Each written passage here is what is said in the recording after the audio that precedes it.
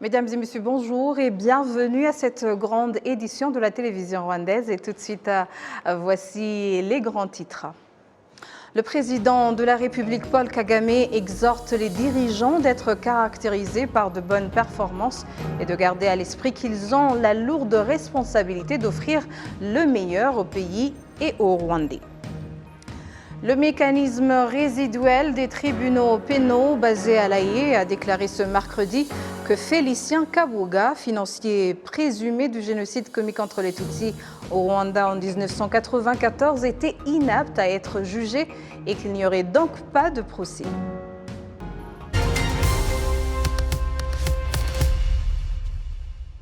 Bienvenue encore une fois à ce journal. Le président de la République, Paul Kagame, exhorte les dirigeants d'être caractérisés par de bonnes performances et de garder à l'esprit qu'ils ont la lourde responsabilité d'offrir le meilleur au pays et aux Rwandais.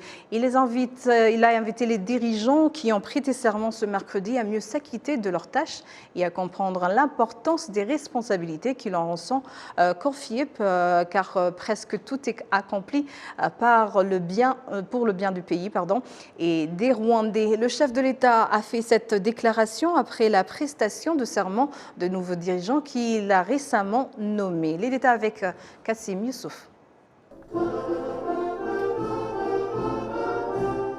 Ceux qui ont prêté serment devant le président de la République, il y a le ministre de la Défense, Juvenal Marizamunda, le chef d'état-major général des forces rwandaises de défense, le lieutenant-général Mubaraka Muganga, le chef d'état-major des forces terrestres, le général-major Vincent Nyakarundi, ainsi que le commissaire général en charge des services correctionnels du Rwanda, Evariste Murenzi. Le chef de l'État rwandais leur a demandé et rappelé le devoir qui est le leur et pour lequel ils viennent de prêter serment, celui de servir le Rwanda et les Rwandais. Le président Paul Kagame a également souligné le sérieux de la responsabilité des dirigeants vis-à-vis des attentes du pays, leur demandant de demeurer solidaires pour y parvenir. Le ministre de la Défense, Juvenal Marizamunda, était auparavant commissaire général en charge des services correctionnels du Rwanda. Et à ce poste, il a été remplacé par le général de brigade Evariste Murenzi.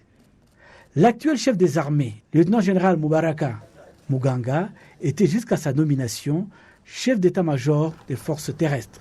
Il a été remplacé à ce poste par le général-major Vincent Nyakarundi. Le mécanisme résiduel des tribunaux pénaux basés à l'Aïe a déclaré ce mercredi que Félicien Kabuga, financier présumé du génocide commis contre les Tutsis au Rwanda en 1994, était inapte à être jugé et qu'il n'y aurait donc pas de procès. Le point avec Jean Damascène Manichim. Dans son communiqué rendu public ce mercredi, la Cour a conclu que Félicien Kabuga est inapte à participer de manière significative à son procès et qu'il est très peu probable qu'il retrouve la forme à l'avenir, a déclaré dans un communiqué la juridiction. Le tribunal a précisé être à la recherche d'une alternative qui ressemble le plus possible à un procès, mais sans possibilité de condamnation. La demande d'arrêter complètement la procédure contre Félicien Kabuga avait été introduite le 8 mars 2023. La défense de l'accusé a indiqué à la Cour que Kabuga souffrait d'une démence permanente, ajoutant que poursuivre le procès dans cet état serait un simulacre de procès selon les termes de maître Altit. L'accusation pour sa part avait répliqué que le rapport présenté à ce moment-là par la défense de Kabuga était trop court pour occasionner un éventuel arrêt de la procédure et que Kabuga avait été examiné après qu'il était déjà malade. Pour elle, en cas de besoin, le procès serait suspendu temporairement en attendant que Kabuga recouvre sa santé. L'association des rescapés du génocide commis contre les Tutsis au Rwanda, Ibuka, se déclare déçue par cette décision du mécanisme résiduel.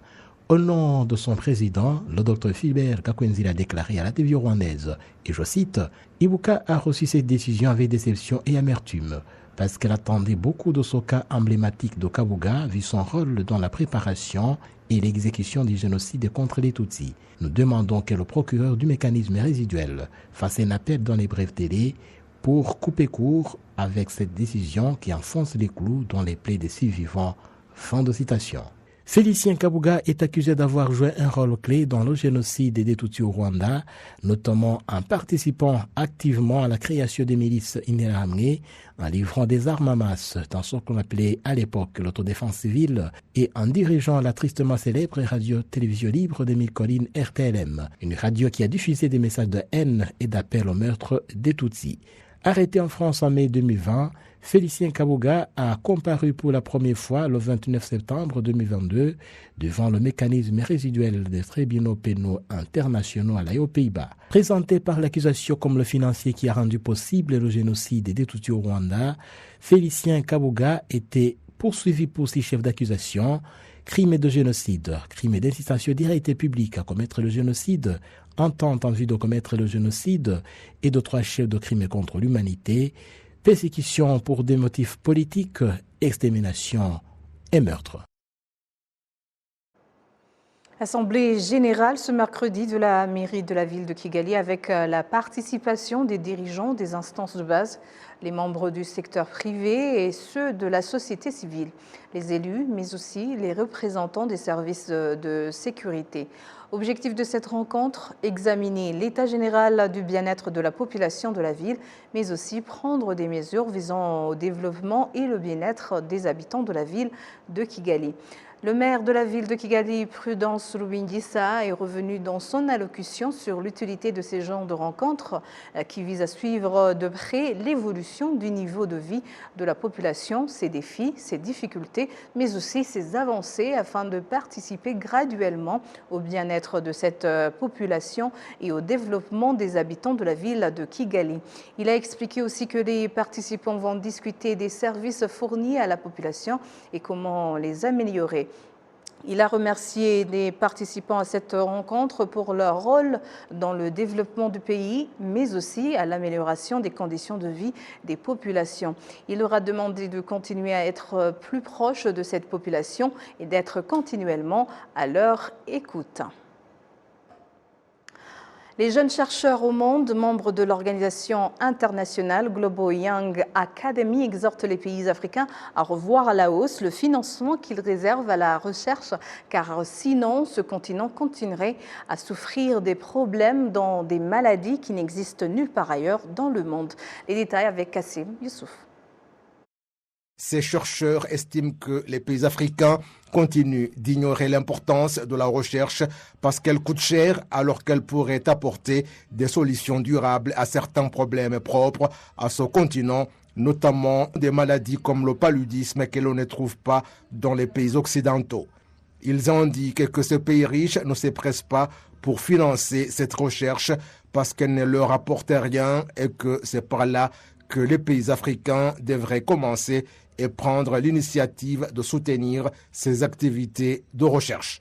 Kigali abrite depuis ce mardi une rencontre de 3 jours qui rassemble environ 200 chercheurs en provenance de 54 pays à travers le monde.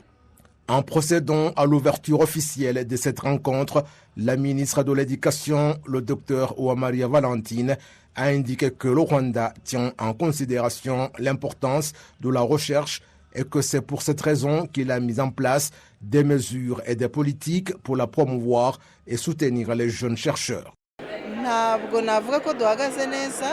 Je ne dirais pas que nous sommes en bonne posture, comme je ne peux pas dire que rien n'est fait, car nous avons différentes institutions qui effectuent des recherches. Nous avons déjà assez de personnes qui ont fait des études jusqu'au niveau de doctorat, ce qui n'est pas seulement un papier, mais qu'ils devraient continuer à faire des recherches.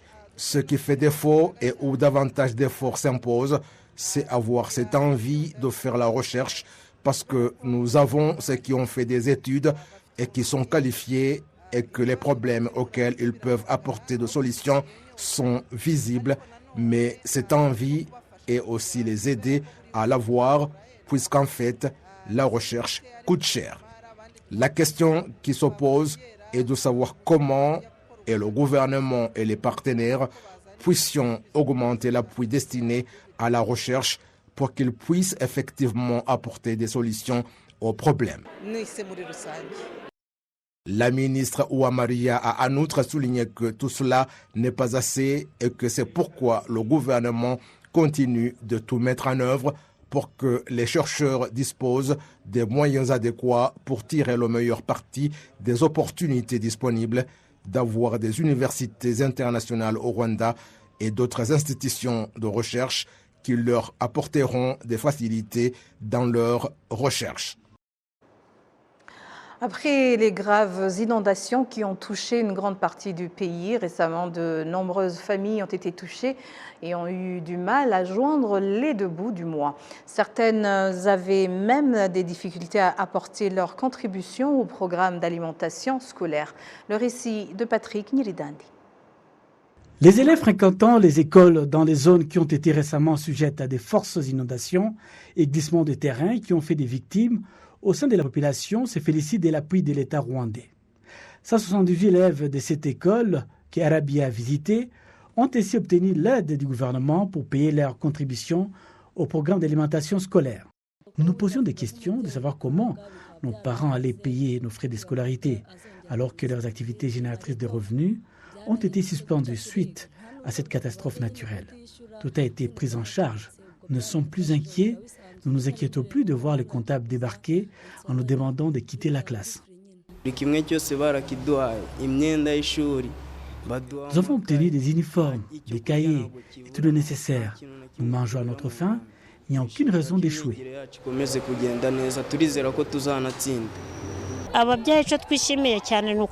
Nous, les parents surtout, nous autres qui n'avons pas de mari, nous nous demandions comment nous allions subvenir aux besoins de nos enfants. Heureusement que cette aide est arrivée. Pour chaque élève de l'école secondaire, l'État a déboursé l'équivalent de 19 500 francs rwandais en tant que contribution pour le programme d'alimentation scolaire.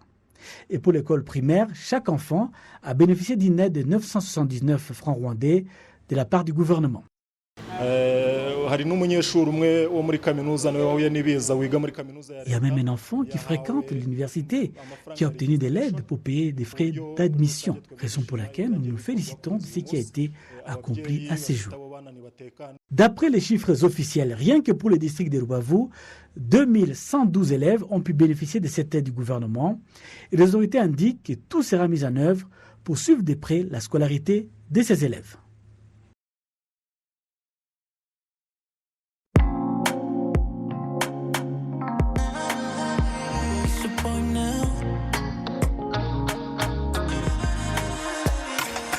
Pretty woman, yeah. Oh my God, kill her body, fine face, yeah. Oh my God, forehead popping, yeah. She loves when I kiss it. Sweeter than honey, I'll give her all my money, money. Yeah, I see Mona Bundy, her lips taste like candy, candy, yeah. Voici le titre Woman qui figure sur le 3e album de Nel Ngabo et qui s'appelle Life, Love and Light. Et nous avons le plaisir de l'accueillir sur le plateau. Bienvenue Nel Ngabo. Merci pour m'avoir reçu. Alors je rappelle à nos téléspectateurs que tu viens de sortir ton 3e album. Ouais. Tu as commencé ta musique en 2017. Ouais. Je crois que tu as eu peut-être des défis parce ouais, que ouais. c'est en 2019 avec la signature du label Kina Music ouais. les personnes ont commencé à connaître qui est Nel Ngabo. Ouais. D'abord, commence à nous parler de ton parcours. Depuis 2017, avec ton premier album que tu as sorti en 2019 qui s'appelle Ingabo. Ouais. Ingabo album. Ouais, Ingalo, ouais. Ensuite, ton deuxième album où tu as parlé du R&B, ouais. 360. Ouais. Nous allons en parler. Ouais. Et ensuite, cet album récent ouais. que tu as dédié, je dirais, à l'amour, ouais. à la lumière, c'est ça? À la lumière, ouais. Alors, quel est ton parcours depuis 2017? C'était pas facile parce qu'en 2017-2018, j'étais seul dans la musique. J'avais pas quelqu'un pour m'aider, j'avais pas une équipe pour m'aider. Mais en 2019, comme tu l'as dit, j'ai signé à Kina Music et après ça, tout le monde a connu Nel Ngabo. Ouais. Alors, tu viens de sortir ton album que tu as écrit et tu as intitulé ouais. Life, Love and Light. Pourquoi ouais. ce titre? En bref, on voulait que tout le monde se voit dans cet album. Parce que, en bref, le titre dit ce qui est dans l'album. Life, Love and Light, vie, amour et lumière. Les chansons sur cet album certains parlent de la mort, certains parlent de la vie normale qu'on vit tout le jour. Et il y a une chanson gospel sur l'album. D'accord. Ouais. Il y a une chanson que tu viens de dire pour dire tout ce qui est ailleurs, qui n'est pas de l'amour. Ouais. Il y a un titre qui s'appelle Baba Sori. Ouais. Certains l'interprètent comme celui que tu avais sorti un peu avant avec le rappeur Fireman. Ouais. Y a-t-il une différence ou bien c'est une continualité? Il y a une différence. Il y a une différence. Moi, quand tu vois ma musique... Donc nous sommes toujours ces gens-là. Ouais. Ces jeunes. Mais dans ma musique, quand tu vois ma musique, je veux pas que les gens me voient comme un artiste. Moi, personnellement, je suis fort en R&B, mais je veux pas que les gens me connaissent comme un artiste R&B. Je veux que ma musique soit versatile, si je peux dire comme ça. Versatile, ouais. C'est la raison pour laquelle j'ai fait Baba Sore. Mais donc c'est différent. C'est différent de... Ouais. Il y a une chanson qui a été très connue sur cet album. Donc nous rappelons que sur l'album, le 3e album, il y a 13 titres. Ouais. C'est pas peu. C'est pas peu. Il y a une chanson qui s'appelle Aram DJ. Ouais. Il y a celle qui s'appelle My Heart. My Heart, yeah. Ce sont des chansons qui ont été connues bien avant la sortie de l'album. Ouais. Quelles sont tes impressions par rapport aussi à l'album en soi, qui a aussi ces titres déjà connus? Des messages sont bons, des commentaires sont bons, et le soutien de mes fans, c'est très bon, je peux dire. Ouais.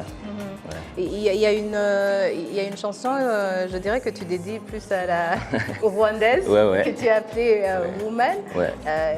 D'où as-tu tiré cette inspiration? Pourquoi avoir choisi ce titre et tout ça? Ouais, mon inspiration vient de mon entourage, ce que je vois, ce que j'entends. Woman, c'est mon préféré sur l'album parce qu'il parle sur la beauté rwandaise. En bref, ouais. Donc c'est ça le titre que tu préfères le plus? Ouais, sur l'album. Certains disaient que tu préférais My Heart. C'est vrai ou bien? Woman vient avant. Alors, il y a ton producteur, Ishimwe Clément, qui a dit que cet album a été préparé pendant un an. Ouais. Quels ont été les défis? Est-ce que c'est normal qu'un album puisse prendre autant? Ou bien il y a même des fois où vous faisiez moins de temps par rapport à une année? C'est normal, mais avec moi et Clément, c'est facile maintenant, c'est pas comme avant, parce qu'on a une routine maintenant. Quand on a un instrumental, on sait déjà comment on va manipuler l'instrumental, alors c'est pas difficile comme avant. Ouais. Qu'est-ce qui a fait que vous preniez genre une année pour préparer cet album? On voulait mettre l'album sur un standard international, parce que si tu compares cet album avec les autres R&B et Ingao, celui-ci il est très différent, parce qu'on voulait mettre le son sur cet album, les sons sur cet album au niveau international. Donc c'est-à-dire par rapport à la qualité du son ou bien... Même les langages qu'on a utilisés sur cet album. Il y a beaucoup d'anglais, français et tout. Alors sur cet album, tu as choisi certains artistes comme Pifla, Fireman, Ruti Joel, les Syntex. Pourquoi ces artistes? C'est parce que j'étais leur fan. J'étais leur fan bien même avant que moi je devienne musicien, parce que je me souviens, j'aimais interpréter les chansons de Syntex qui s'appelaient Superstar quand je faisais mes études secondaires. Alors c'est parce que j'étais leur fan. Alors, à 25 ans, tu es un artiste, tu es encore jeune. Tu penses que tu y es arrivé ou bien il y a encore des pas à franchir? Il y a encore beaucoup à faire. Quand même, 3 albums, c'est pas peu pour un jeune artiste qui vient de commencer en 2017, 2019. Je peux dire qu'il y a beaucoup à faire. Ouais. Alors, est-ce qu'on doit s'attendre à un prochain concert ou bien y a-t-il des préparations par rapport à ce nouvel album? Ouais, on planifie de faire des concerts ici au Rwanda, même dehors, ailleurs. Ouais. Alors, quelles sont les plateformes sur lesquelles on peut trouver l'album Life, Love and Light? Partout, sur YouTube, Spotify, Deezer, Apple Music, partout. Si tu tapes Nel Ngabo, tu peux avoir tout mon catalogue. Avant de terminer, peut-être tu peux nous passer un petit extrait de ta chanson préférée, Woman. Ok. My pretty, pretty woman. Yeah, oh my God, killer body, fine face. Yeah, oh my God, for hip hop and yeah, she loves when I kiss it sweeter than honey. I give her all my money, money, yeah, Simbo na bandi. Her lips taste like candy, candy, yeah. She love it, oh, shanana. Nina kwaberwa na bikini na bandana. If you wanna know where she's from,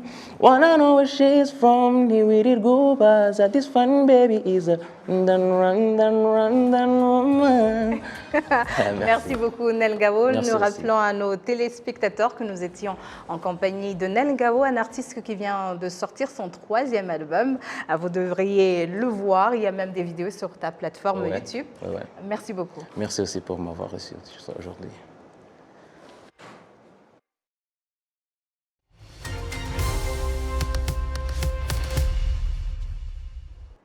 Et voilà, c'est tout pour l'instant. Au nom de toute l'équipe qui a contribué à sa réalisation, je vous remercie.